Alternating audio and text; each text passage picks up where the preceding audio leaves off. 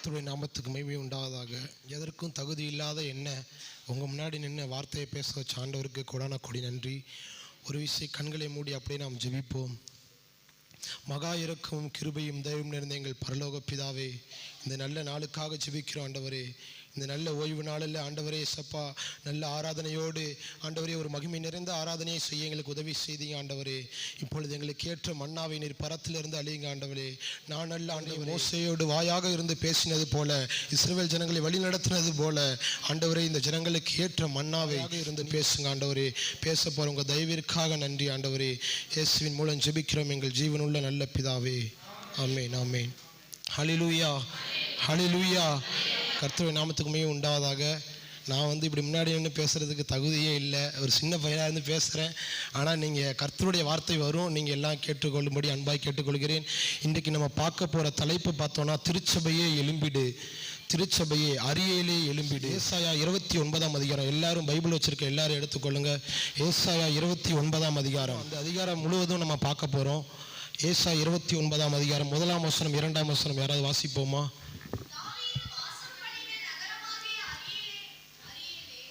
தாவீது வாசம் பண்ணின நகரமாகிய அரியேலே அரியேலே ஐயோ,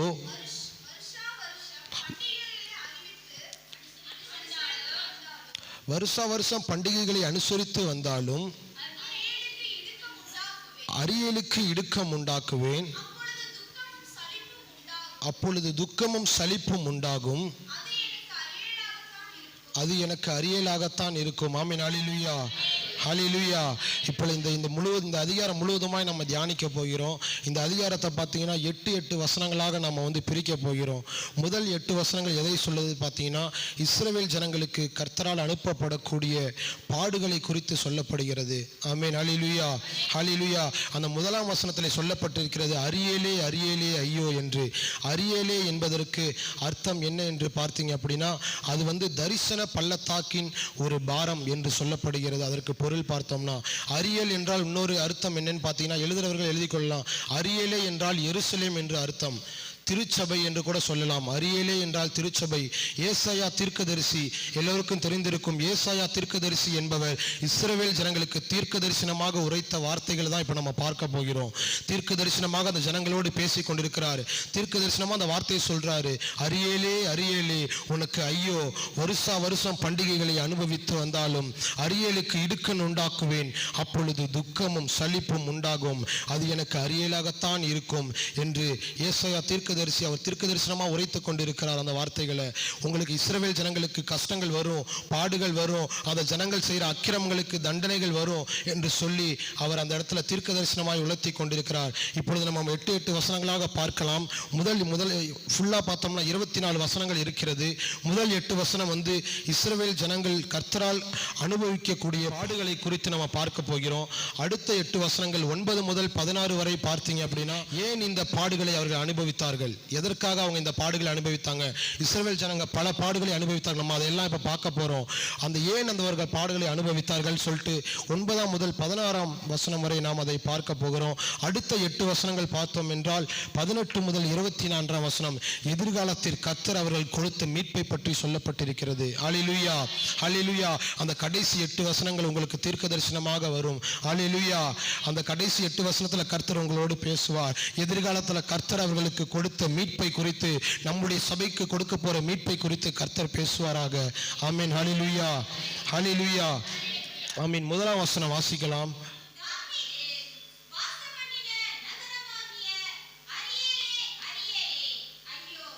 ஆமென்.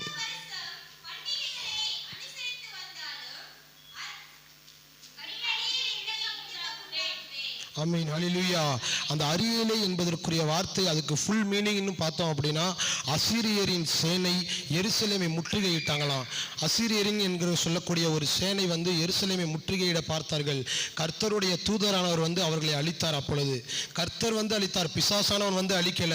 கர்த்தருக்கு பிரியமா இருக்கிறோம், நம்ம கர்த்தருடைய பாதையில தான் நடக்கிறோம், கர்த்தர் என் கூட தான் இருக்காரு நம்ம நினைச்சுக்கிட்டு இருக்கோம். ஆனா கர்த்தரே சில வேளைகளில் நமக்கு பாடுகளை கொடுப்பார், கர்த்தரே சில வேளைகளில் துன்பங்களை கொடுப்பார், வியாதிகள் சோதனைகளை கொடுப்பார், வறுமைகள் ஏற்படும், அதுலேயும் நீ நிலைத்திருக்கிறேன் ஆண்டவர் நம்மளை பார்ப்பார். ஹல்லேலூயா. இதை குறித்து தான் நம்ம பார்க்க போகிறோம். கர்த்தருடைய தூதரானவர் அனுப்பி அவர்களை அழித்தார். அப்பொழுது அந்த ஜனம் அசீரியத்தில் இருந்து தப்பித்து கொண்டது. ஆனாலும் கல்தேயர் என்று சொல்லக்கூடிய எருசலேமிலே அவர்கள் அழித்து போட்டார்களாம். கல்தேயர், ரோமாபுரியர் என்று சொல்லக்கூடிய ஒரு சேனைகள் இருந்துச்சு. அப்ப அவங்க எல்லாரும் இஸ்ரவேலுக்கு விரோதமாக எழும்பி கர்த்தரை நிமித்தமாக அழித்து போட்டார்கள். பிசாசு எந்தவித கிரியைகளும் இந்த இடங்களில் செய்யவில்லை. கர்த்தர் அனுமதித்தார். அந்த இஸ்ரவேல் ஜனங்களை அழிப்பதற்கு கர்த்தர் அனுமதித்தார். அது ஏன் என்று நம்ம மூன்று காரியங்களை பார்க்கலாம். அதில் 3 வகையான பாவிகளை குறித்து கடிந்து கொள்ளுகிறார் ஆண்டவர். இந்த அதிகாரம் முழுவதும் பார்த்தோம், 3 விதமான பாவிகளை குறித்து ஆண்டவர் சொல்லுகிறார். முதலாவது பார்த்தோம் என்று சொன்னால், கர்த்தருடைய எச்சரிப்பின் சத்தத்திற்கு செவி கொடுக்காத பாவிகள். ஆமென். ஹல்லேலூயா. கர்த்தருடைய எச்சரிப்பின் சத்தம் உங்களுக்கு வந்திருக்கும், இல்லைனா வரும். ஆனாலும் அதற்கு செவி கொடுக்காத பாவிகளாக, அதுவும் ஒரு பாவம் தான். நம்ம போய் பாவம் செஞ்சாதான் பாவம் என்று கிடையாது. கர்த்தருடைய வார்த்தையை நம்ம கேட்கலாம், வாழ்க்கையில செய்கிற மிகப்பெரிய பாவங்கள். இரண்டாவது சொல்லப்படுகிறது, மார்க்க காரியங்களில் மாய்மாலம் பண்ணுகிற பாவிகள். கர்த்தருடைய காரியத்தில் நம்ம மாய்மாலமா இருந்தோம்னா அதுவும் மிகப்பெரிய பாவம் தான். ஆமீன். ஹல்லேலூயா. எத்தனை பேருக்கு புரியுது? ஹல்லேலூயா. ஹல்லேலூயா. கர்த்தருடைய காரியத்தில் மாய்மாலமா இருக்கக்கூடாது. இன்றைக்கு அநேகர் அப்படிதான் காணப்படுகிறோம். சபைக்கு வந்தால் வேத வாசிப்பு, பாடல்கள், ஆனால் வீட்டில் நம்ம இருதயத்தில் அந்த வார்த்தைகள் இருக்குதா, நம்ம வார்த்தையில் அவருடைய வசனம் பேசிக்கொண்டு இருக்குதா அப்படின்னு பார்த்தோன்னா அது அவர்களுடைய இருதயங்களுக்கு தான் தெரியும். அதை கர்த்தர் அறிகிறாய். அது இரண்டாவது பாயிண்ட் பாருங்க, மார்க்க காரியங்கள் மாய்மாலம் பண்ணுகிற பாவிகள். கர்த்தருக்கு விரோதமாக நம்ம மாய்மாலமாக வாழ்ந்தோம் அப்படின்னா இதுவே ஒரு மிகப்பெரிய பாவம். மூன்றாவது பார்க்கிறோம், தேவனுடைய பராமரிப்பை அசட்டை பண்ணுகிற பாவிகள். ஹல்லேலூயா.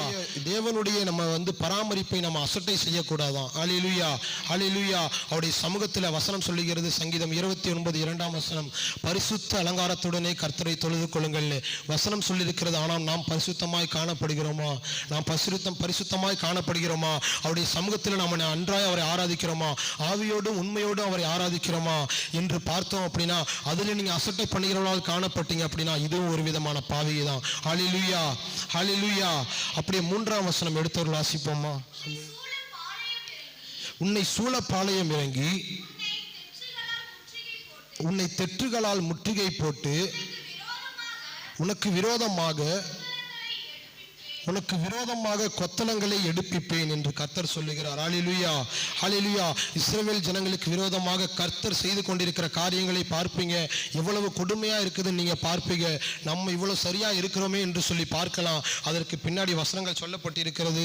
இப்ப நீங்க பார்த்தீங்க அப்படின்னா, உன்னை சூழ பாளையம் இறங்கி உன்னை நெற்றுகளால் முற்றுகை போட்டு உனக்கு விரோதமாக கொத்தளங்களை எடுப்பேன் என்று ஆண்டவர் சொல்லுகிறார். ஹல்லேலூயா. ஹல்லேலூயா. லூக்கா 19ஆம் அதிகாரம் 43ஆம் வசனம் எடுத்தவர்கள் வாசிக்கலாம். லூக்கா 19:43 வசனம்.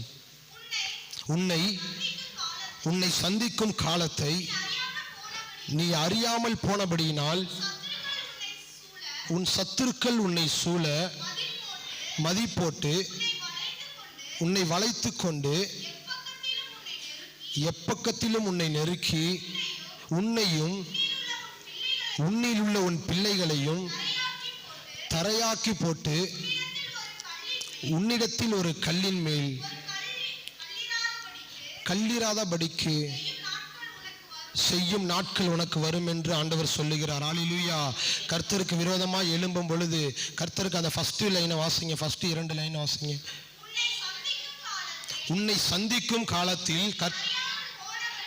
ஆமென். போதும். உன்னை சந்திக்கும் காலத்தில் நீ அறியாமல் போனபடியினால், கர்த்தருடைய வார்த்தை பல டைம் உங்களுக்கு வந்திருக்கும். ஆவியானவர் உங்களோட பேசியிருப்பாரு. அப்ப நம்ம அதை ஏற்றுக்கொண்டு இருப்போம். ஆனா அந்த வசனத்தின்படி நம்ம காத்து கொண்டு நடக்கிறோமா? அந்த வசனத்தின்படி நம்ம வாழ்க்கையில நடக்கிறதா? அந்த வசனத்தின்படி நம்ம வாழ்க்கையில் நடந்து கொண்டு இருக்கிறோமா என்று பார்த்தோம்னா அது இல்லை. ஹல்லேலூயா. ஹல்லேலூயா. அடுத்து வாசிங்க. ஆமென். ஸ்தோத்திரம். உன்னையும்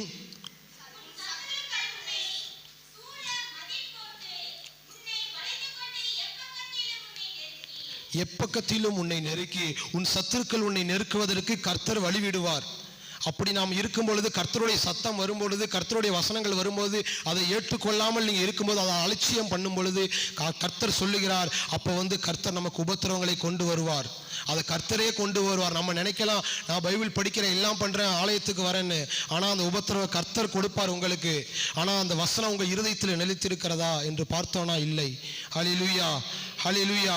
அடுத்த வசனம் வாசிப்போம். 29ஆம் அதிகாரம் 4ஆம் வசனம் வாசிப்போம்.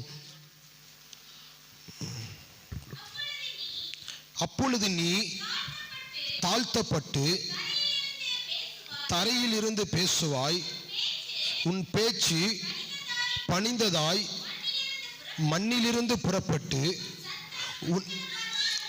உன் சத்தம் அஞ்சனம் பார்க்கிறவனுடைய சத்தத்தை போல் தரையிலிருந்து முணுமுணுத்து உன் வாக்கு மண்ணிலிருந்து வசுகு சென்று உரைக்குமா. ஹல்லேலூயா, ஹல்லேலூயா. நீங்க ஆண்டவரை நோக்கி தாழ்மையா கேட்பீங்க. அப்பொழுது நீ தாழ்மைப்பட்டு தரையிலிருந்து பேசுவ. தரையிலிருந்து நம்ம கூப்பிடுவோம் ஆண்டவரை, ஆனால் அதற்கு பலனே வராது. ஒரு சில காரியங்களில் நம்ம ஆண்டவருடைய வழிகளில் நடக்கும் பொழுது அவர் அதற்கு பதிலளிப்பார். ஏதோ ஒரு விஷயத்தில் நாம் தவறி விழும் பொழுது கர்த்தர் அதற்கு பலன் அளிக்க மாட்டார். நீங்கள் நினைக்கலாம், நான் தாழ்மையாக இருந்து கர்த்தரிடத்தில் கேட்குறேன், நான் தாழ்மையாக தான் இருக்கிறேன், எல்லா இடங்களையும் தாழ்ந்து தான் போகிறேன் அப்படின்னு நினைக்கலாம். ஆனால் ஆண்டவர் சொல்லுகிறார், ஆனால் நீ தாழ்மையாக இருந்தாலும் அந்த வசனம் எனக்கு வந்து சேராது, அதை நான் கேட்க மாட்டேன் என்று ஆண்டவர் சொல்லுகிறார். அடுத்த வசனங்களை வாசிப்போமா? ஆமென், ஸ்தோத்திரம். உன்மேல் வருகிற அந்நியரின் திரள் பொடி தூளத்தனையாகவும் பலவந்தரின் திரள் பறக்கும் பதர்களத்தனையாகவும் இருக்கும். அது திடீரென்று சடிதியாய் சம்பவிக்குமா. ஹல்லேலூயா, ஹல்லேலூயா. இந்த அதிகாரம் முழுவதும் ஒரு எச்சரிப்பின் அதிகாரம். இந்த முதல் 8 வசனமும் பார்த்தீங்க அப்படின்னா, இந்த முதல் 8 வசனமும் இஸ்ரவேல் ஜனங்களுக்கு கர்த்தரால் அனுப்பப்படக்கூடிய பாடுகள். இந்த பாடுகள் எல்லாம் எதனால் அவர்களுக்கு வந்துச்சு அப்படின்னா, கர்த்தருடைய வார்த்தையை செவி கொடுக்காதனால. கர்த்தரே அனுமதித்தார் இந்த பாடுகளை. அப்படியாப்பட்ட பாடுகள் உங்கள் வாழ்க்கையிலும் என் வாழ்க்கையிலும் வரக்கூடாது அப்படின்னா அவருடைய வசனங்களை காத்து கொள்ள வேண்டும். ஆமென், ஹல்லேலூயா. நீதிமொழிகள் 3ஆம் அதிகாரம் 3ஆம் வசனம் சொல்லுகிறது. ஆமென், ஹல்லேலூயா. அவைகள் உன் இருதயமாகிய பலகையில் எழுதிக்கொள். ஆமென், ஹல்லேலூயா. அவைகள் உன் இருதயத்திலே காத்து அவைகள் உன் கழுத்திலே பூண்டுக்கொள் என்று வசனம் சொல்லுகிறது. ஹல்லேலூயா, ஹல்லேலூயா. அவருடைய வசனம் நம்ம இருதயத்தில் நிலைத்திருக்கணுமா? நம்ம வசனம் கேட்கறது மட்டுமல்ல, இத்தனை நாட்களாக எவ்வளவோ செய்திகள் கேட்டிருப்போம், எவ்வளவோ இடங்களில் கேட்டிருப்போம், யூடியூப்பில் கேட்டிருக்கலாம், ஆன்லைனில் எவ்வளவோ இடங்களில் கேட்டிருக்கலாம். ஆனால் அந்த வார்த்தைகளை அப்போ மட்டும் கேட்டு ஏற்றுக்கொள்கிறோம். ஆனால் அந்த வார்த்தை கடைசி வரை உங்கள் நிலத்தில் நிலைத்திருக்கிறதா? அந்த வார்த்தை கடைசி வரை உங்கள் நிலத்தில் நிலைத்திருக்கிறதா? ஆமென் என்பதை நாம் சோதித்து அறிய வேண்டும். ஹல்லேலூயா, ஹல்லேலூயா, ஹல்லேலூயா. ஆமென். யோபு 21ஆம் அதிகாரம் 18ஆம் வசனம் யாராவது எடுத்தவர்கள் வாசிக்கலாமா? யோபு 21ஆம் அதிகாரம் 18ஆம் வசனம்.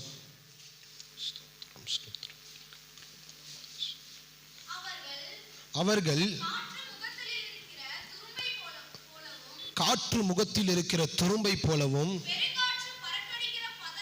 பெருங்காற்று அடிக்கப்படுகிற பதரை போலவும் இருக்கிறார்கள். ஆமென், ஹல்லேலூயா, ஹல்லேலூயா.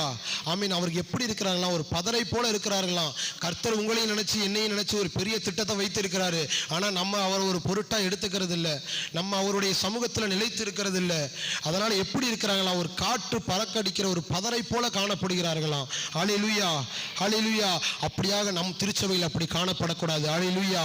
இந்த செய்தியின் தலைப்பு என்னன்னு பார்த்தோம்னா, திருச்சபையை எழும்பிடு. நம்ம திருச்சபையா எழும்ப போகிறோம். இன்னைக்கு கடைசியா நம்ம ஒப்பு கொடுக்க போகிறோம். இந்த வருடத்தின் இன்னும் மீதியா இருக்கிற இந்த 10 மாதங்களில் கர்த்தர் மகிமையாய் நம்ம ஆலயத்தை நிரப்ப போகிறார். ஹல்லேலூயா, ஹல்லேலூயா. நீங்கள் ஒவ்வொருவரும் சுவிசேஷம் அறிவிக்க போறீங்க. உங்க ஒவ்வொரு மூலியமாக ஜனங்கள் திரளாய் வருவார்கள். ஆமென், ஹல்லேலூயா. கர்த்தருடைய வார்த்தை நம்மளுக்கு கொடுக்கப்பட்டிருக்கிறது. ஏசாயா 62:2 ஜாதிகள் உன் நீதியையும் சகல ராஜாக்கள் உன் மகிமையையும் காண்பார்கள்.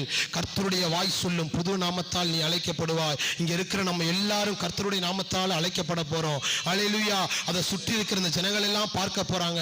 சுற்றி இருக்கிற இந்த கிராமங்களில் இருக்கிற ஜனங்கள் எல்லாம் பார்க்க போறாங்க. இந்த சபைக்கு போனா ஒரு விடுதலை கிடைக்கும், இந்த சபைக்கு போனா என் வியாதி குணமாகும், இந்த சபைக்கு போனா என் கடன் பிரச்சனையிலிருந்து ஒரு குணமடையும் என்று சொல்லி ஜனங்கள் திரளாய் வரப்போறாங்க.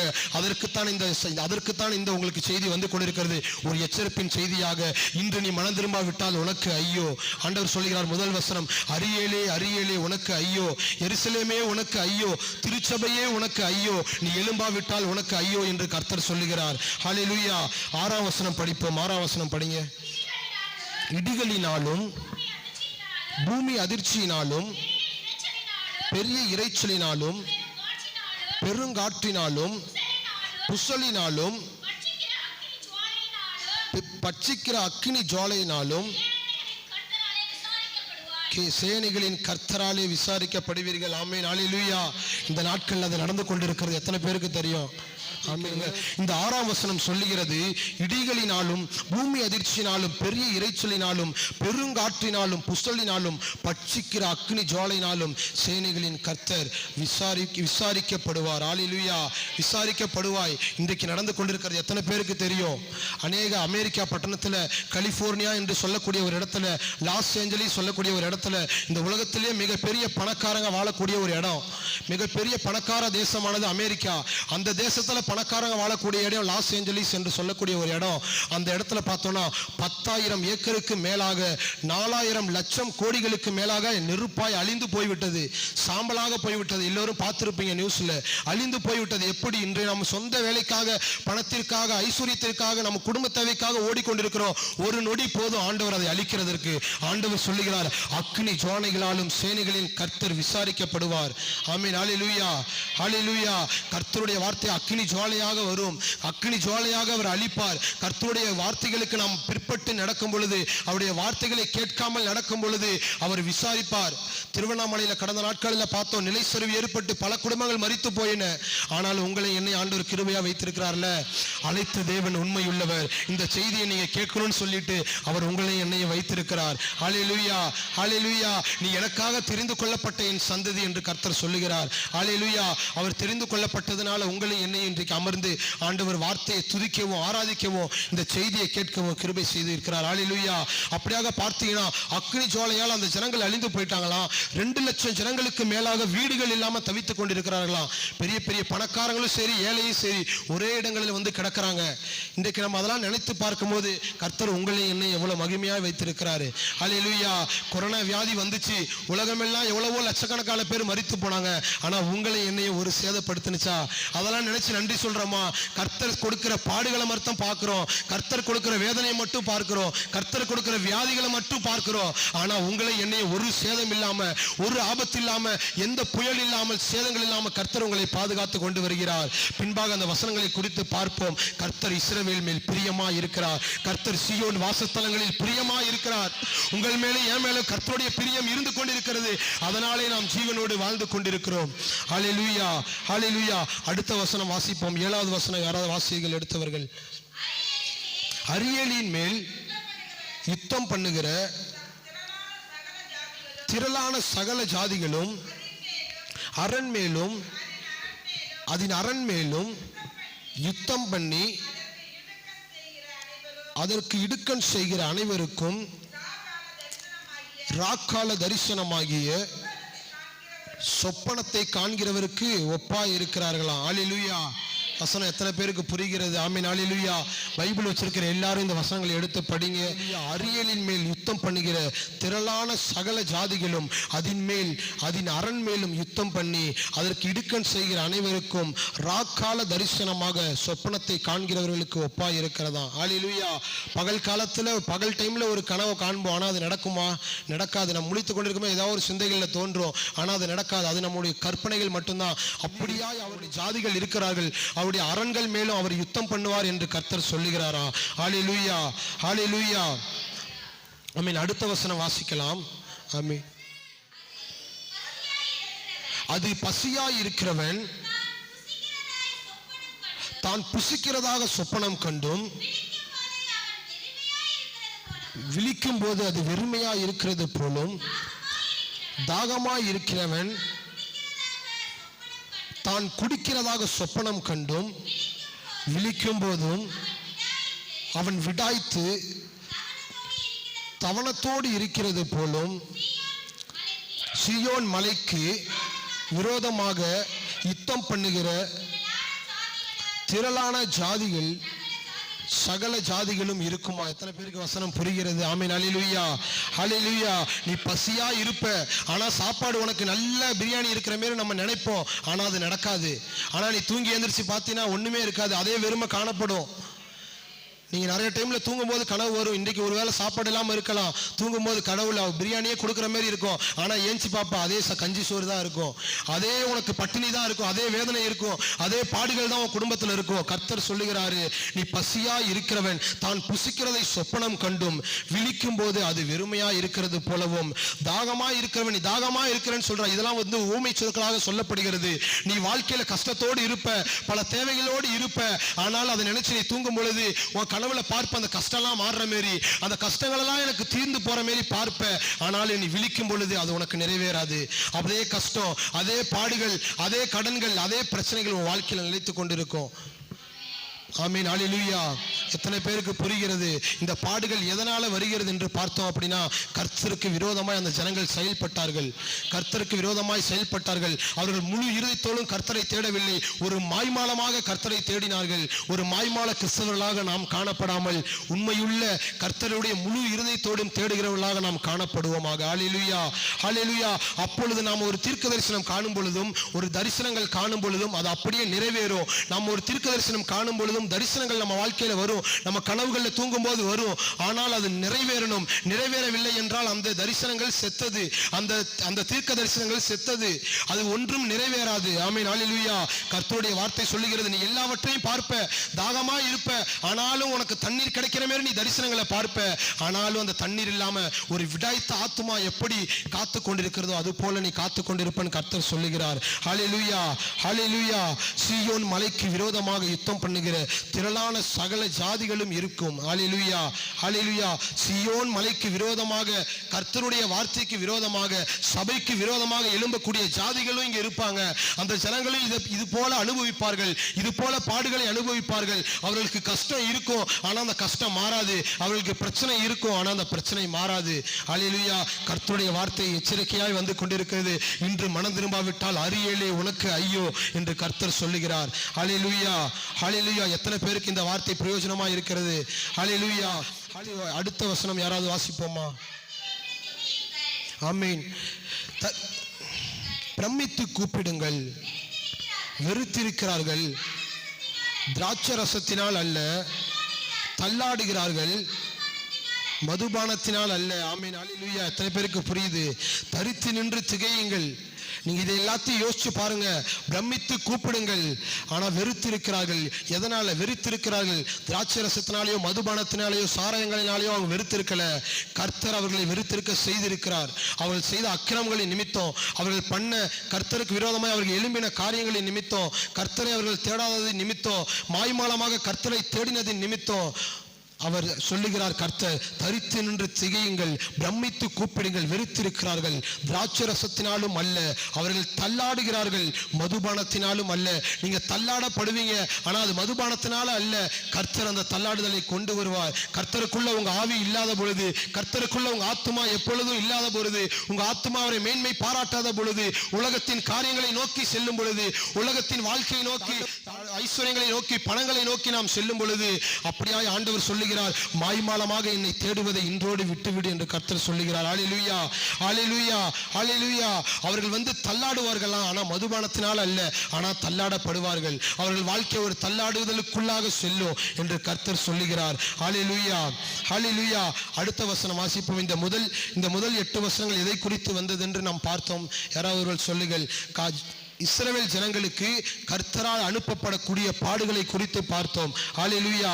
இப்பொழுது நாம் பார்க்க போகிறது, இந்த பாடுகள் அவர்கள் எதனாலே அனுபவித்தார்கள், எதனாலே அனுபவித்தார்கள். வாசிப்போம். அடுத்த வசனங்களில் இருந்து வாசிங்க. கர்த்தர் உங்கள் மேல்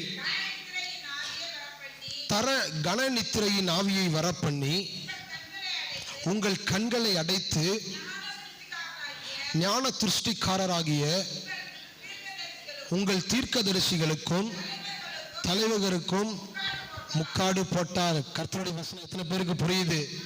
உங்களுக்கு தீர்க்க தரிசனம் உரைக்கலாம், தரிசனங்கள் உணர்த்துவாரு, கர்த்தர் உணர்த்துவாரு, ஆனா அவைகள் எல்லாம் மூடி போட்டுருவாரு.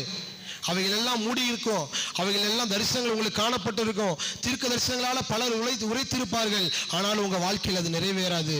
கர்த்தருடைய வார்த்தை உங்களில் நிலைத்திருக்காத பொழுது அது உங்க வாழ்க்கையில நிறைவேறாது. அதை கர்த்தர் மூடி போடுவார். நீங்க நினைக்கலாம், கர்த்தர் தீர்க்கதரிசன வார்த்தை வந்து விட்டது, கர்த்தர் என்னோடு பேசிட்டார், இனிமே என் வாழ்க்கை மாறப்போகுது, என் சபை வளரப்போகுது, என் வாழ்க்கை என் குடும்பத்தில் ஒரு ஆசீர்வாதம் வரப்போகுது என்று பார்க்கலாம். ஆனால் கர்த்தர் சொல்லுகிறார், அதையெல்லாம் அப்படியே மூடி வைத்து விடுவார், அதை மூடி போட்டு விடுவார். அதனுடைய ஆசீர்வாதத்தை நீங்கள் காண மாட்டீர்கள். ஆமென், அல்லேலூயா. இன்றைக்கு அதை தான் நம்ம உலகத்தில் இருக்க ஜனங்கள் செய்து கொண்டிருக்கிறார்கள். பல சொத்துகள் இருக்கும், பல உங்களுக்கு வசதிகள் இருக்கலாம், ஆனால் அதை அனுபவிக்கக்கூடிய திறன்களை கர்த்தர் அவர்களுக்கு கொடுத்திருக்க மாட்டார். அவருடைய பிள்ளைகளின் பிள்ளைகள் அனுபவித்துக் கொண்டிருப்பார்கள், இல்லைனா யாரோ ஒருவர் அனுபவித்துக் கொண்டிருப்பார்கள். உங்க எல்லாருக்கும் தெரியும், இந்தியாவிலே மிக பிரபலமான டாடா கம்பெனியோட ஓனர் தெரியும்.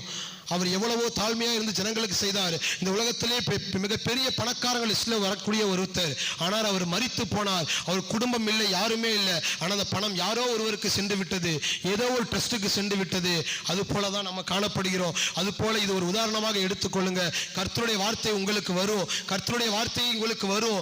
அது வரும் பொழுது நீங்கள் அதை ஏற்றுக்கொள்ளுவீங்க. ஆனால் அதன்படி நிலைத்திருக்காத பொழுது அதை நீங்க அனுபவிக்க மாட்டீங்க. அந்த தீர்க்கதரிசன வார்த்தைகள் உங்கள் உள்ளத்தில் நிறைவேறாது, உங்க வாழ்க்கையில் நிறைவேறாது.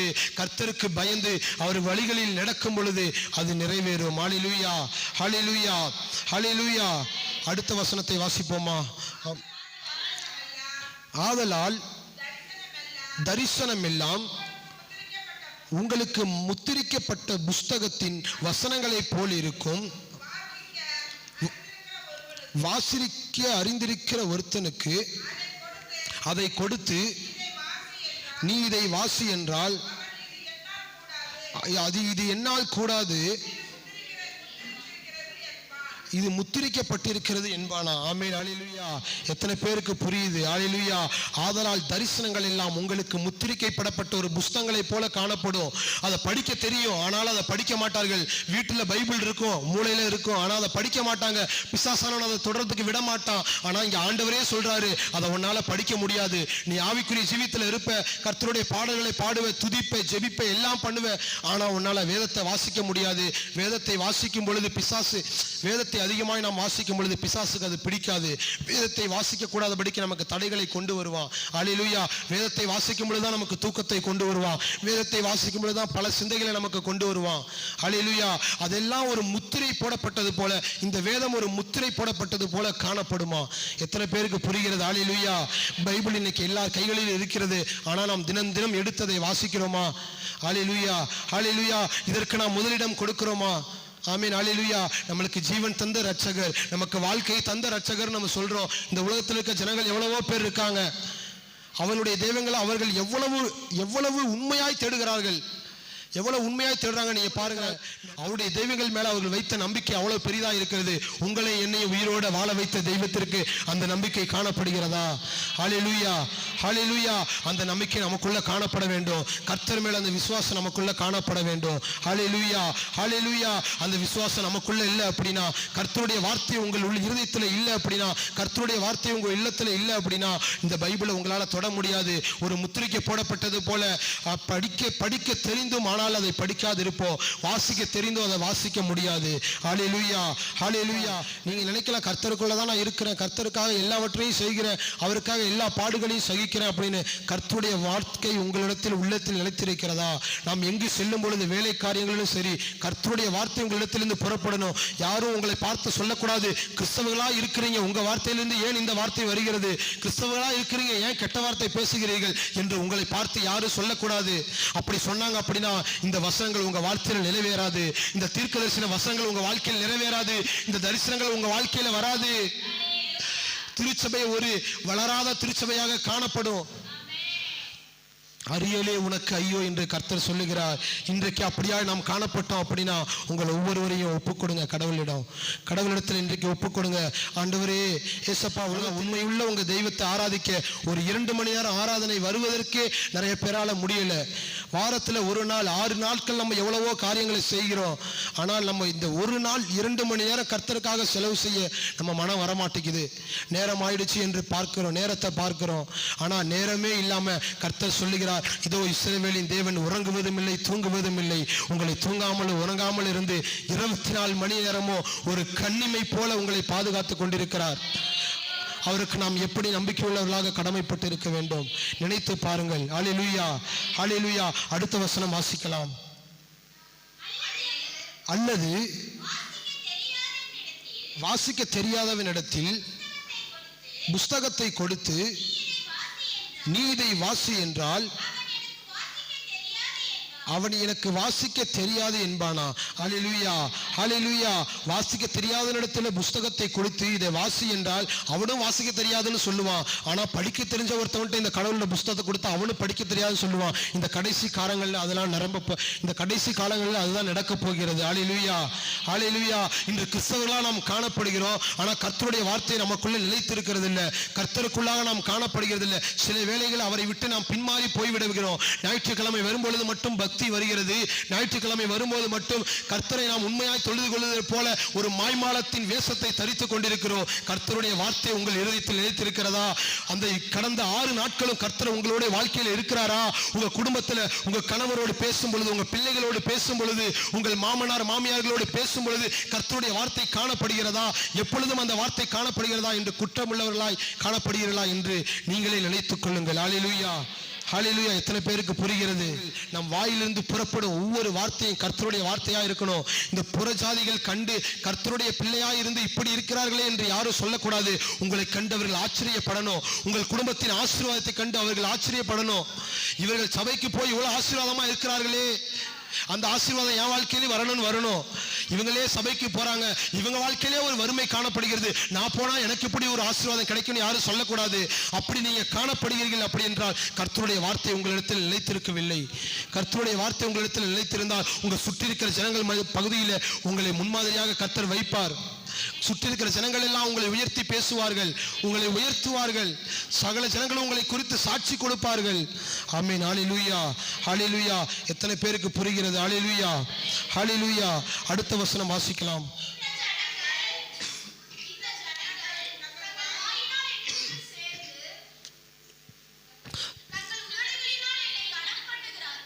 தங்கள் உதடுகளினால் என்னை கனம் பண்ணுகிறார்கள், அவர்கள் இருதயமோ எனக்கு தூரமாய் விலகி இருக்கிறது.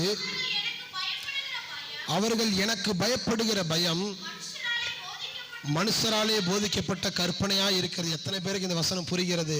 ஹல்லேலூயா, ஹல்லேலூயா. இந்த வசனம் புரிகிறதா? வேதம் வைத்திருக்கிறவங்க எல்லாரும் இந்த வசனத்தை எடுத்து படிங்க. இந்த வசனத்தை எல்லோரும் எடுத்து படிங்க.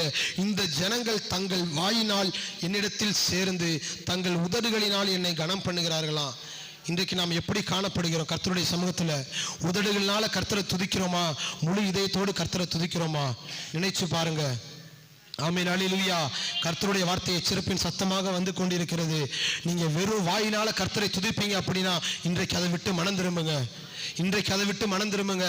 வெறும் வாயினால ஏதோ ஒரு கடமைக்காக பாடலை பாடக்கூடாது. பாடலை பாடினா அதுல தேவ ஆவியானவர் அங்க அசைவாடணும். கடமைக்காக அவர் நோக்கி பார்க்க கூடாது. நீங்க ஜெபித்தா அதற்கு ஒரு பதில் கிடைக்கணும். அப்படி பதில் கிடைக்கவில்லை என்றால் கர்த்தர் உங்களுடைய ஜெபத்தை அடைத்து வைத்திருக்கிறார். உங்களுடைய ஜெபங்களை அவர் மூடி போட்டு வைத்திருக்கிறார். உங்கள் ஜெபம் அவருடைய பரலோக ராஜ்யத்திற்கு எட்டாதபடி உங்களிடத்தில் ஏதோ ஒரு குறைவு காணப்பட்டு கொண்டிருக்கிறது. ஆமென், ஹல்லேலூயா. ஜெபம் பண்ண அந்த ஜெபத்திற்கு பதில் காணப்பட வேண்டும். வெறும் உதட்டினால இன்றைக்கு அநேகர் எழும்பி இருக்கிறார்கள். ஆன்லைன்ல கூட எழும்பி இருக்கிறார்கள், சபைகளில் எழும்பி இருக்கிறார்கள். வெறும் வாய்களினால கர்த்தரை தொழுது கொள்கிறார்கள், வெறும் வாய்களினால கர்த்தரை மகிமைப்படுத்துகிறார்கள். ஆனால் அதில் ஒரு கிரியே இல்லை.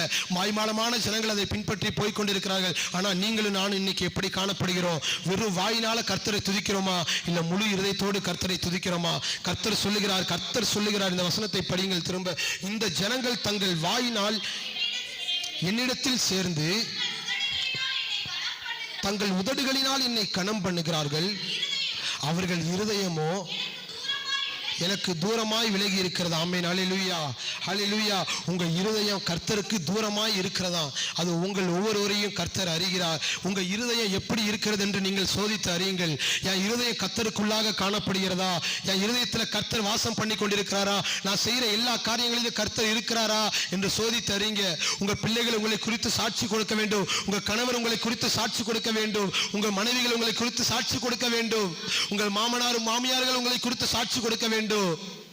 ஆமென். ஹல்லேலூயா. இது கர்த்தர் தந்தது. இந்த மகளுடைய வாயிலிருந்து வரும் வார்த்தைகள் கர்த்தருடைய வார்த்தைகள் மட்டுமே.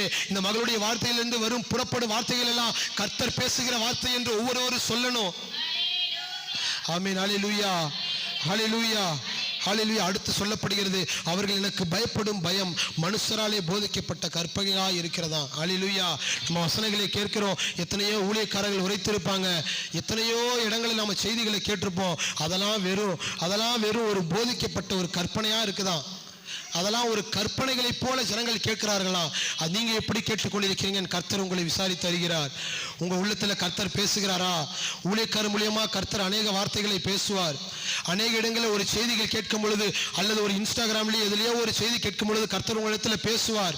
ஆனா அதெல்லாம் வெறும் ஒரு கற்பனையா எடுத்துக்கொண்டுருவோம் நம்ம. அப்பொழுது கர்த்தரிடத்துல ஒப்பு கொடுப்போம். கர்த்தரே என் கூட பேசினதற்கு நன்றி ஆண்டவரே, இந்த வார்த்தையின்படி என்னை நடப்பீங்கன்னு சொல்லுவோம். ஆனா திரும்ப அடுத்த நொடியே உலக பிரகாரமான காரியங்களுக்கு, பாவமான காரியங்களுக்கு நம்முடைய சிந்தை செல்கிறது.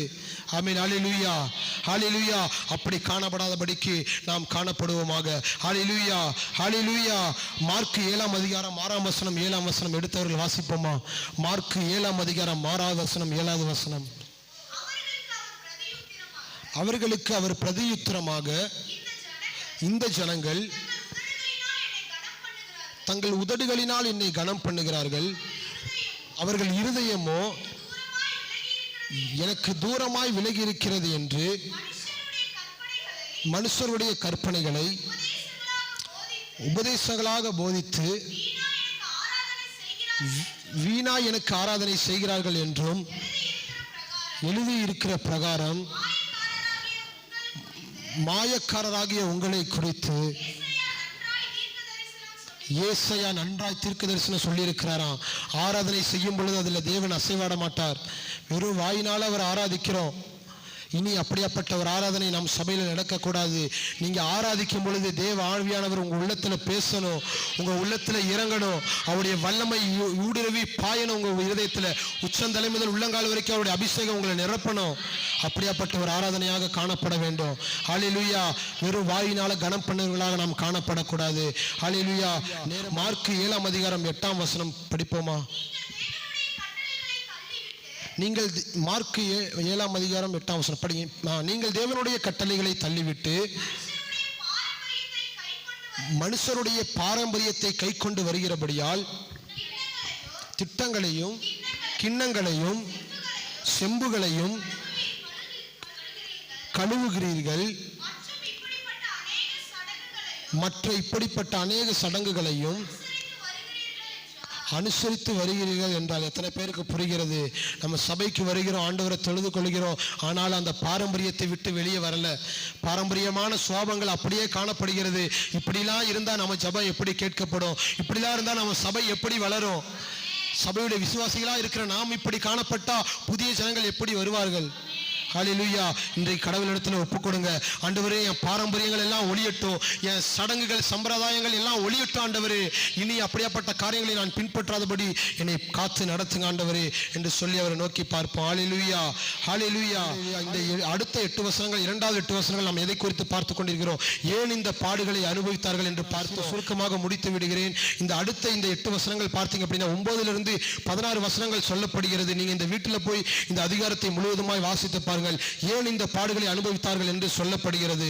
ஹல்லேலூயா. 16 வசனம், ஏசாயா 29:16 வசனம். எவ்வளவு மாறுபாடு உள்ளவர்கள், குயவன் களிமண்ணுக்கு சமமாக எண்ணப்படலாமோ, உண்டாக்கப்பட்டது தன்னை உண்டாக்கினவரை குறித்து அவன் என்னை உண்டாக்கினதில்லை என்றும் அவர் என்னை உண்டாக்கினதில்லை என்றும் உருவாக்கப்பட்டது தன்னை உருவாக்கினவரை குறித்து அவருக்கு புத்தி இல்லை என்றும் சொல்லத்தகுமோ? ஹல்லேலூயா, ஹல்லேலூயா. ஒரு குயவன் ஒரு களிமண்ணை பிசைகிறார் அப்படின்னா அந்த ஒரு களிமண்ணும் குயவனும் ஈக்குவல் ஆயிருமா? அது ரெண்டும் சரிசமம் ஆயிடுமா? இல்லை. கர்த்தர் நம்மளை வணங்குகிறவர். கர்த்தருக்கும் நமக்கும் கர்த்தரை சோதி தருகிறவராக நாம் காணப்படக்கூடாது. இதற்கு மேலே சொல்லப்படக்கூடிய வசனத்தை யாராவது வாசிப்போமா? தங்களுடைய ஆலோசனையை கர்த்தருக்கு மறைக்கும்படிக்கு மறைவிடங்களில் ஒளித்து தங்கள் கிரியைகளை அந்தகாரத்தில் நடப்பித்து நம்மை காண்கிறவர் யார், நம்மை அறிகிறவர் யார் என்கிறவர்களுக்கு ஐயோ. கர்த்தருடைய வார்த்தை வந்து கொண்டிருக்கிறது. என்னை பார்க்கிறது யாரு? என்னை யாரும் பார்க்குறா? என்னை யாரும் பார்க்கறதே இல்லை.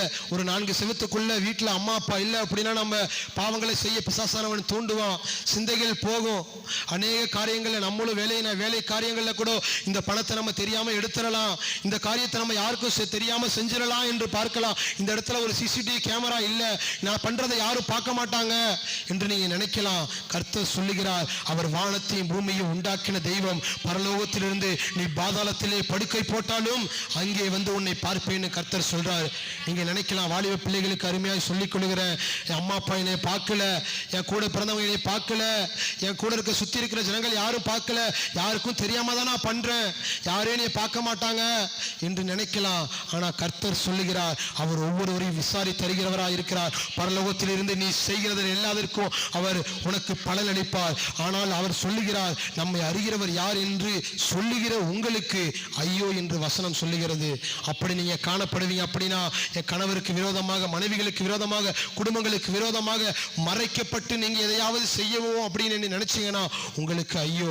அப்படி நீங்க செய்து கொண்டிருந்தீங்க அப்படின்னா இன்றோடு அதை வெறுத்து விடுங்கள். கர்த்தருடைய வார்த்தை எச்சரிப்பின் சத்தமாக வந்து கொண்டிருக்கிறது. ஹல்லேலூயா, ஹல்லேலூயா. இப்பொழுது நாம பார்த்தோம், இஸ்ரவேல் ஜனங்கள் எவ்வளவாய் அவர்கள் பாடுகளை பட்டார்கள், ஏன் இந்த பாடுகளை பட்டார்கள் என்று நம்ம பார்த்தோம். இனி கர்த்தர் தரப்போகிற வார்த்தை ஒரு ஆசீர்வாதத்தின் வார்த்தை.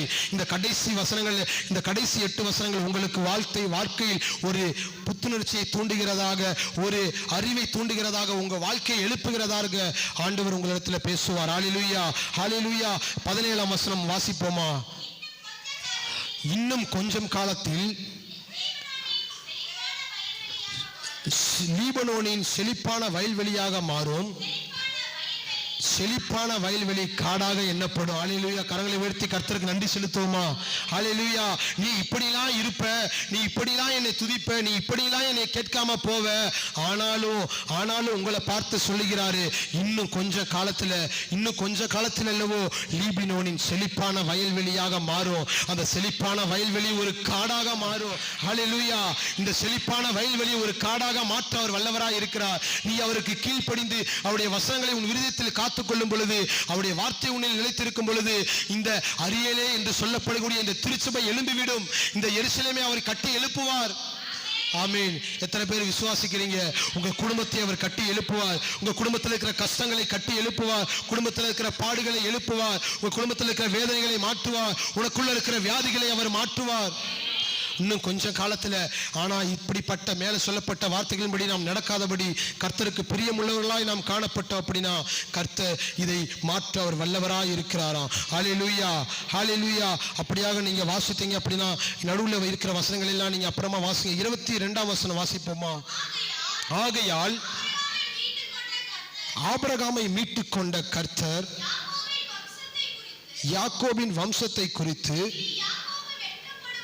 இனி யாக்கோபு வெட்கப்படுவதில்லை, இனி அவன் முகம் செத்து போவதில்லை. கர்த்தர் உங்களை பார்த்து சொல்றாரு, நீ இப்படிலாம் இருப்ப, இஸ்ரவேல் மேல கர்த்தருடைய கோபம் வரும், இந்த சபை மேல கர்த்தருடைய கோபம் வரும், அறியலையே என்று சொல்லி கர்த்தர் தீர்க்கதரிசனமா உனக்கு ஐயோன்னு சொல்லுவாரு, எல்லாமே சொல்லுவாரு, உனக்கு தீங்கு நாட்கள் வரும்னு சொல்லுவாரு. ஆனா உனக்கு அவைகள் எதுவும் நேரிடாது.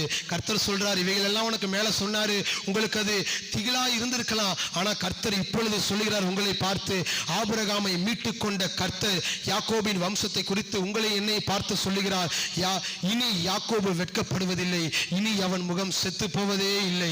ஹல்லேலூயா. எத்தனை பேர் விசுவாசிக்கிறீங்க? இனி நம்ம முகம் செத்து போவதே இல்லை. நம்ம வேலை செய்கிற இடங்களில், நம்ம படிக்கிற இடங்களில் கர்த்தர் உங்கள் தலையை வெட்கப்படுத்தாதபடி உங்கள் தலையை உயர்த்தவர் வல்லவராய் இருக்கிறாராம். ஹல்லேலூயா, ஹல்லேலூயா. அடுத்த வசனம் வாசிப்போமா? அவன் என் கரங்களின் செயலாகிய தன் பிள்ளைகளை தன் நடுவிலே காணும்போது என் நாமத்தை பரிசுத்தப்படுத்துவார்கள். யாக்கோபின் பரிசுத்தரை அவர்கள் பரிசுத்தப்படுத்தி இஸ்ரவேலின் தேவனுக்கு பயப்படுவார்கள். ஆமென், அல்லேலூயா. உங்க பிள்ளைகள் பரிசுத்தமாக்கப்படுவார்கள். உங்க பிள்ளைகள் எல்லாரும் நீங்கள் இப்படி திறந்து இருந்து இருக்கும் பொழுது, கர்த்தருடைய வார்த்தைகளை கேட்டு நடக்கும் பொழுது, கர்த்தருடைய செயல்களாய் இருக்கிற யாக்கோபின் பிள்ளைகளாய் இருக்கிற உங்களை பார்த்து கர்த்தர் சொல்லுகிறார், பரிசுத்தமாக்கப்படுவார்கள். உங்க பிள்ளைகளை குறித்து நீங்க கவலைப்பட தேவையில்லை. அவர் சொல்லுகிறார், அவங்க பரிசுத்தமாக்கப்படுவார்கள். யாக்கோபின் பரிசுத்தரை அவர்கள் பரிசுத்தப்படுத்தி இஸ்ரவேலின் தேவனுக்கு உங்க பிள்ளைகள் பயப்படுவார்கள். அல்லேலூயா. நீங்க உங்க வாழ்க்கையில ஒரு மனந்திரும்பல் உண்டாயிருச்சு அப்படின்னா, உங்க இருதயத்துல கர்த்தர் எப்பொழுது இருந்து பேசுகிறார் அப்படின்னா, நீங்க கூறப்படுகிற ஒவ்வொரு வார்த்தைகளும் உங்க பிள்ளைகளுக்கு ஆசீர்வாதமாக காணப்படுவது அப்படியே. அல்லேலூயா. எத்தனை பேர் விசுவாசிக்கிறீங்க? அல்லேலூயா, அல்லேலூயா. அப்போஸ்தலர் 2ஆம் அதிகாரம் 17ஆம் வசனம் வாசிங்க. அப்போஸ்தலர் 2ஆம் அதிகாரம் 17ஆம் வசனம். கடைசி நாட்களில் நான் மாம்சமான யாவர் மேலும் என் ஆவியை ஊற்றுவேன். அப்பொழுது உங்கள் குமாரரும் உங்கள் குமாரத்திகளும் தீர்க்க தரிசனம் சொல்லுவார்கள். உங்கள் வாலிபர்கள் தரிசனம் சொல்லுவார்கள். உங்கள் மூப்பர் சொப்பனங்களை காண்பார்கள். அல்லேலூயா, அல்லேலூயா. இப்படிலாம் நம்ம இருக்கும்போது நம்மளுடைய பிள்ளைகளை குறித்து கவலைப்பட தேவையில்லை. நம்முடைய திருச்சபை அவர் கட்டி எழுப்ப அவர் வல்லவராக இருக்கிறார். இப்படியாக மேலப்பட்ட சொல்லப்பட்ட காரியங்களை விட்டு நாம் மனம் திரும்பும் பொழுது, முழுவதுமாய் ஆண்டவரிடத்தில் நாம் ஒப்புக் கொடுக்கும் பொழுது, கர்த்தர் சொல்லுகிறார், வாலிபர்கள் தீர்க்க தரிசனங்கள் உரைப்பார்கள். நான் சொல்லுகிறேன், இந்த வருடம் முடியறதுக்குள்ளாக நம்ம சபைகளில் தீர்க்க தரிசனம் பேசக்கூடிய வாலிபர்களை கர்த்தர் எழுப்புவார். சபையை நிரப்புவார். வாலிபர்களால் சபையை நிரப்புவார். வாலிபர்களோடு பேசுவார். விசுவாசிகளாகிய உங்களோடு பேசுவார். மூப்பரா இருக்கிற உங்களோடு தீர்க்க தரிசனமாக சொப்பனத்தில் உங்களோடு கர்த்தர் பேசுவார். ஆனால் அந்த காரியம் மேலே சொல்லப்பட்ட காரியங்களைப் போல அல்லாமல், அது நிறைவேறாதபடிக்கு மூடி போட்டதை போல அல்லாமல், இந்த காரியங்கள் எல்லாம் அப்படியே இந்த சபைக்கு வாய்க்கப்படும். உங்க திருச்சபைக்கு அப்படியே வாய்க்கப்படும். திருச்சபையே நீ எழும்பிடு என்று சொல்லி கர்த்தர் உங்களை பார்த்து இன்றைக்கு சொல்லுகிறார். திருச்சபையே எழும்பிடு, உன் குடும்பத்தை கட்டி எழுப்பு, சுவிசேஷம் அறிவித்துக்கொள், சபையை காத்துக்கொள், உன் விசுவாசத்தை காத்துக்கொள் என்று கர்த்தர் சொல்லுகிறாராம். அல்லேலூயா. இந்த கடைசி வசனத்தை நாம் வாசித்து ஜெபிப்போம். வலிவி போகிற மனதை உடையவர்கள் புத்திமான்களாகி முறுமுறுக்கிறவர்கள் உபதேசத்தை கற்றுக்கொள்ளுவார்கள். ஆமீன், அல்லேலூயா, அல்லேலூயா. உங்க குடும்பத்துக்கு விரோதமா நீங்க நிறைய பேருக்கு உபதேசம் பண்ணிருக்கலாம். அவர்கள் உங்களை குறித்து முறுமுறுத்திருக்கலாம். உங்களை குறித்து நீ என்ன ஆண்டவரை தேடுறன்னு சொல்லியிருக்கலாம். ஆனா அந்த ஜனங்கள் எல்லாரும் நீங்க சொல்ற வார்த்தையை கேட்டு, நீங்க ஜெபிக்கிற ஜெபத்தை கேட்டு ஆலயத்திற்கு வருவார்கள். நீங்க ஜெபிக்கிற ஜெபத்தை கேட்டு அவர் சபையை நிரப்ப போகிறார். நீங்க ஜெபிக்கிற ஜெபங்களை கேட்டு அவர் ஆலயத்தை நிரப்ப போகிறார். அன்று மோசே ஆசரிப்பு கூடாரத்தில் ஜெபிக்கும் பொழுது அவருடைய ஆசரிப்பு கூடாரத்தை ஒரு மகிமையின் மேடம் மூடினது போல அந்த மகிமையின் மேகத்தால நம்முடைய ஆலயத்தை அவர் மூடுவார். இங்கே வரக்கூடியவர்கள் எல்லா சுகத்தை பெற்றுக்கொண்டு செல்வார்கள். உங்களுக்கு விரோதமா எழும்பின கண்கள் எல்லாம் ஆச்சரியப்படும். உங்க குடும்பத்திற்கு விரோதமா எழும்பினவர்கள் எல்லாம் சபையை தேடி வருவார்கள். உங்களை குறித்து மேன்மை பாராட்டுவார்கள். கர்த்தர் இன்றைக்கு சொல்லுகிறார், திருச்சபையே எழும்பிடு, இனி அப்படியாப்பட்ட காரியங்களில் நீ காணப்படுவேன் என்று சொன்னா நீ அதை இன்றைக்கு ஒப்புக்கொடு. அப்படியே எல்லோரும் முழங்கால் படிடுவோமா? ஆண்டவரே ஏசப்பா, ஒவ்வொருவரும் முழங்கால் படிட்டு ஒப்புக்கொடுங்க. ஆண்டவரே, இந்த மேல சொல்லப்பட்ட காரியங்கள் எல்லாம் ஒரு மாய்மாலமாக நான் காணப்படுகிறேன் அப்படின்னா என் வாழ்க்கையில் அது இன்றோடு வெளியிட்ட. ஆண்டவரே, ஒரு மாய்மாலமான ஆராதனை நான் செய்வேன் அப்படின்னா அது இன்றோடு வெளியிட்டப்பா. மாய்மாலமான வாழ்க்கை எனக்குள்ள காணப்படக்கூடாதுப்பா. என் பிள்ளைகளின் மத்தியில, என் கணவர் மத்தியில, குடும்பத்தின் மத்தியில நான் ஒரு மாய்மாலமானவர்களாக காணப்படக்கூடாது. மாய்மானவர்களாக காணப்படக்கூடாது. ஆண்டவரே, கலராதனா அப்படியே ஆண்டவர் நோக்கி எல்லாரும் முழங்கால் படிட்டு கேளுங்க. இயேசுவே, இயேசுவே, உமக்கு நன்றி, நன்றி ஆண்டவரே. இப்படியாப்பட்ட ஆண்டவரே, நீர் எங்களுக்கு வாக்கு பண்ணிட்டீர். ஆண்டவரே, நீர் எங்களுக்கு வாக்கு பண்ணிட்டு இன்னும் கொஞ்சம் காலத்தில் அல்லவோ லீபனோன் செழிப்பான வயல்வெளியாகவும் வயல்வெளி காடாகவும் மாறுன்னு வாக்கு பண்ணிட்டீங்க. எங்க சபையை நிரப்ப போறீங்க. திருச்சபையே நீ எழும்பிடேன் என்று வாக்குறுத்திட்டீங்க. எங்க சபையை அப்படியே எழுப்புங்கப்பா. எங்க குடும்பத்தை கட்டி எழுப்புங்க. என் தனிப்பட்ட வாழ்க்கையை கட்டி எழுப்புங்க. ஆண்டவரே, உமக்கு நன்றி என்று சொல்லி கண்களை திறக்காம எல்லோரும் கண்களை மூடி ஆண்டவரை பார்த்து நன்றி ஆண்டவரே. ஏசப்பா, எங்களை முழுவதுமாய் உங்களிடத்துல ஒப்புக் கொடுக்கிற ஆண்டவரே, உங்களை முழுவதுமாய் உங்களிடத்துல ஒப்புக் கொடுக்கிற ஆண்டவரே. ஏசப்பா, எங்களை யாரெல்லாம் ஏளனமாய் பேசினார்களோ, என் சுற்றி இருக்கிற குடும்பங்கள், என் சுற்றி இருக்கிற சொந்தக்காரங்க, பந்தக்காரங்களை என்னை ஏளனமா பேசினார்களோ, எங்களை குறித்து முறுமுறுத்து மற்றவர்கள் எல்லாம், எங்க சபைக்கு விரோதமாய் பேசினவர்கள் எல்லாம், என் குடும்பத்திற்கு விரோதமாய் பேசினவர்கள் எல்லாம் திரும்ப சபைகளுக்கு வருவார்கள். உன்னை குறித்து மேன்மை பாராட்டுவார்கள். கர்த்தருடைய வாய் சொல்லும் புது நாமத்தால் நீ அழைக்கப்படுவாய். கர்த்தருடைய வாய் சொல்லும் புது நாமத்தால் இங்க இருக்கிற ஒவ்வொருவரும் அழைக்கப்பட போறீங்க. ஓ நன்றி ஆண்டவரே, இயேசுவே உமக்கு நன்றி. அப்படியே எல்லோரும் ஒப்பு கொடுத்து கண்களை மூடி, யாரு கண்களை திறக்காம கர்த்தரை நோக்கி, ஆண்டவரே எங்களை முழுவதுமாய் உங்களிடத்துல ஒப்பு கொடுக்கிற ஆண்டவரே, எங்களை முழுவதுமாய் உங்களிடத்துல ஒப்பு கொடுக்கிற ஆண்டவரே, ஒப்பு கொடுக்கிற ஆண்டவரே. எங்க உள்ளத்துல நீங்க வாசம் பண்ணுங்கப்பா. ஒரு மாய்மாலமான வாழ்க்கை அல்ல, ஏதோ ஒரு ஓய்வு நாள் அன்று மட்டும் சபைக்கு வந்து ஆண்டவரே ஒரு பரிசுத்தவானை போல காணப்படாதபடி, மாய்மாலமான ஆராதனை செய்யாதபடி, என் குடும்பத்திற்கு விரோதமாக என்னை பார்க்கிறதுக்கு யாருமே இல்லை, இந்த சுற்றி இருக்கிற ஜனங்கள் யாரும் என்னை பார்க்கல என்று சொல்லி செல்போனில் எவ்வளவோ பாவங்களை பார்த்து கொண்டிருக்கலாம். கர்த்தருக்கு பிரியமில்லாத காரியங்களை நீ செய்து கொண்டிருக்கலாம். மகளே மகளே, உன்னை பார்த்து கர்த்தர் சொல்லுகிறார், உனக்கு ஐயோ, இன்று மனம் திரும்பாத பட்சத்தில் உனக்கு ஐயோ. இனி வருகிற நாட்களில் ஒரு பெரிய மகிமையான காரியங்களை சபைகள் காணப்போகிறது. நீ மனம் திரும்பாவிட்டால் உனக்கு ஐயோ.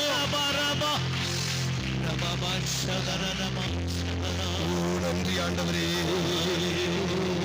அப்படியே இன்னொரு கண்களை மூடி, திருச்சபையே எழுந்திடு, உன் வல்லமையை அறிந்து கொள், நேசரேசுவின் உத்தமியே, உன் மேன்மையை அறிந்து, உங்க மேன்மையை அறிந்து கொள்ள கடவுளை பார்த்து கேளுங்க. ஆண்டவரே, திருச்சபையே எழுந்திடு, உன் வல்லமையை அறிந்து கொள், நேசரேசுவின் உத்தமியே.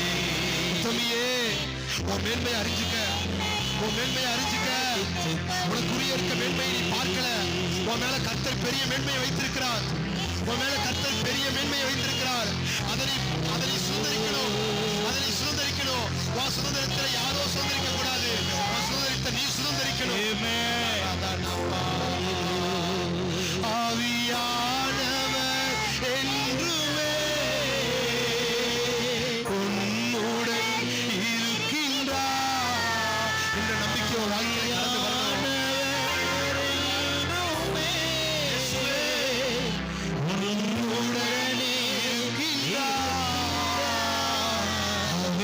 அபிஷேகம் முன்னே தினம் தலைக்க செய்யுமே. உன்னை தலைக்க செய்யணுமா? ஒப்பு கொடுத்து செபி. தினம் தலைக்க செய்யுமே.